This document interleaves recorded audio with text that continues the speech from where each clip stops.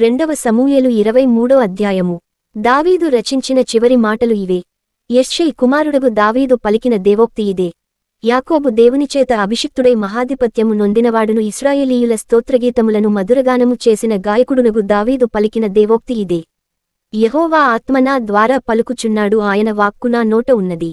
ఇశ్రాయేలీయుల దేవుడు సెలవిచ్చుచున్నాడు, ఇశ్రాయేలీయులకు ఆశ్రయదుర్గమగువాడు నా ద్వారా మాటలాడుచున్నాడు. మనుష్యులను ఏలునొకడు పుట్టును, అతడు నీతిమంతుడై దేవునియందు భయభక్తులు గలిగి ఏలును. ఉదయకాలపు సూర్యోదయ కాంతివలెను మబ్బు లేకుండా ఉదయించిన సూర్యునివలెను వర్షము కురిసిన పిమ్మట నిర్మలమైన కాంతిచేత భూమిలో నుండి పుట్టిన లేత గడ్డివలెను అతడు ఉండును. నా సంతతివారు దేవుని దృష్టికి అనుకూలులే గదా, ఆయన నాతో నిత్యనిబంధన చేసియున్నాడు. ఆయన నిబంధన సర్వసంపూర్ణమైన నిబంధనే, అది స్థిరమాయెను.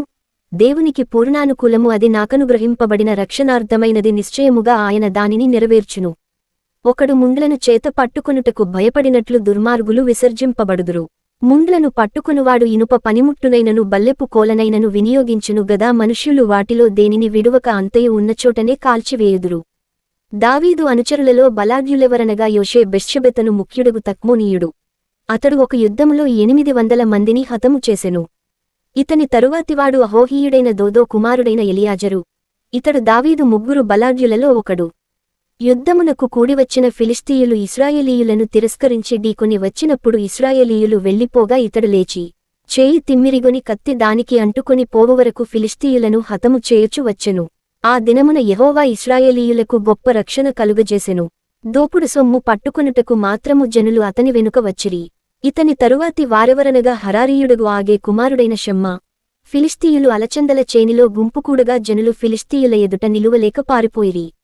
అప్పుడితడు ఆ చేని మధ్యను నిలిచి ఫిలిష్తీయులు దాని మీదికి రాకుండా వారిని వెళ్లగొట్టి వారిని హతము చేయుటవలన యెహోవా ఇశ్రాయేలీయులకు గొప్ప రక్షణ కలుగజేసెను. మరియు 30 మంది అధిపతులలో శ్రేష్ఠులైన ముగ్గురు కోతకాలమున అదుల్లాము గుహలోనున్న దావీదు నొద్దకు వచ్చినప్పుడు ఫిలిష్తీయులు రెఫాయిము లోయలో దండు దిగియుండిరి. దావీదు దుర్గములో నుండెను, ఫిలిష్తీయుల దండు కావలివారు బేత్లెహేములో ఉండిరి. దావీదు, బేత్లెహేము గవిని దగ్గరనున్న బావి నీళ్లు ఎవడైనను నాకు తెచ్చి ఇచ్చిన ఎడల ఎంతో సంతోషించదనని అధికారితో పలుకగా, ఆ ముగ్గురు బలాఢ్యులు ఫిలిష్తీయుల దండు కావలివారిని ఓడించి దారి చేసుకొని పోయి బేత్లెహేము గవిని దగ్గరనున్న బావినీళ్లు చేది దావీదునొద్దకు తీసుకొని వచ్చిరి.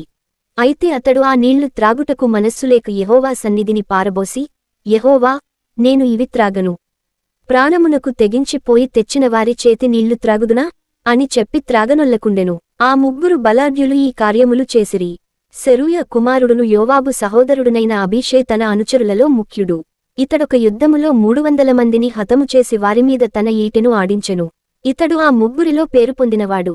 ఇతడు ఆ 30 మందిలో ఘనుడై వారికి అధిపతి యాయెను గాని మొదటి ముగ్గురితో సమానుడు కాకపోయెను.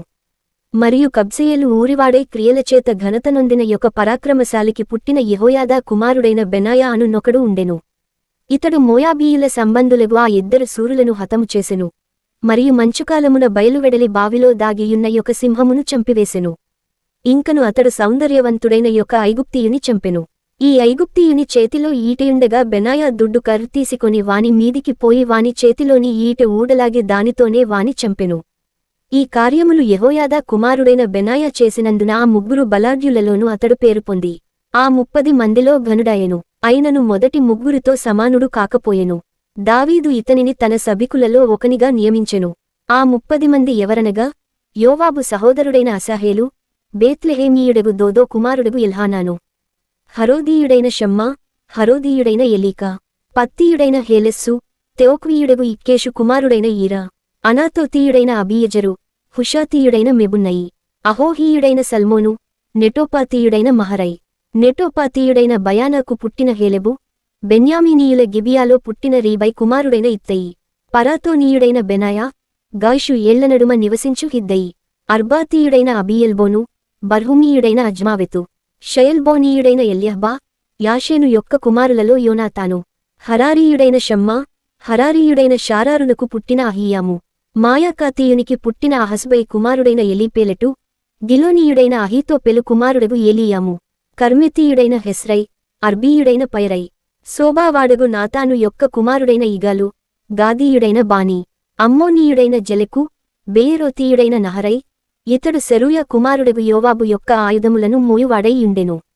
ఇత్రీయుడైన ఈరా, ఇత్రీయుడైన గారేబు, హిత్తీయుడైన ఊరియా, వారందరూ 37.